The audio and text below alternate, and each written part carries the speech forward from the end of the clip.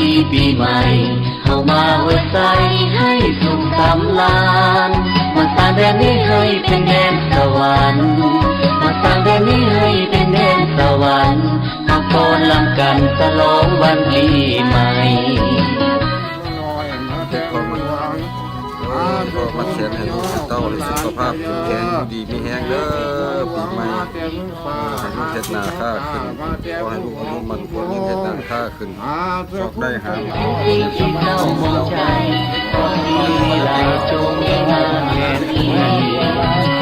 ห่างมันเพื่อนเอ๋ยอย่าต้องไปเลยทั้งเดียวในปีวันนี้เลิกงามยามดีวันนี้เลิกงามยามดีเอามาสวัสดี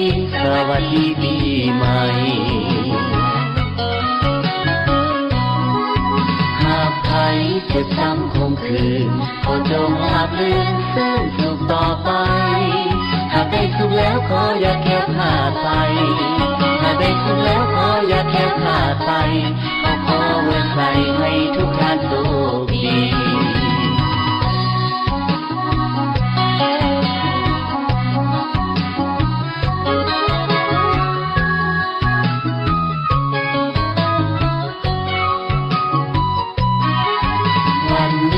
วันดีปีใหม่เฮามาอวยใส่ให้สุขสำราญมาสร้างแดนนี้ให้เป็นแดนสวรรค์มาสร้างแดนนี้ให้เป็นแดนสวรรค์มาฟ้อนรำกันฉลองวันปีใหม่ความทุกข์ที่เคยประสบจงอย่าได้พบผ่านอีกต่อไปจงเป็นแต่เสียสิ่งที่เศร้ามองใจเป็นแค่สิ่งที่เศร้ามองใจ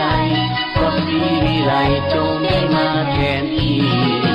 ให้ห่างวันเพื่อนเอ๋ยอย่าตกไปเลยครั้งเดียวในปีวันนี้เลิกงามยามดีวันนี้เลิกงามยามดีเอามาสวัสดี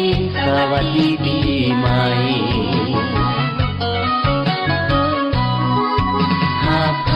เจ็บช้ำคมคืนก็จงราบรื่นเส้นสุขต่อไป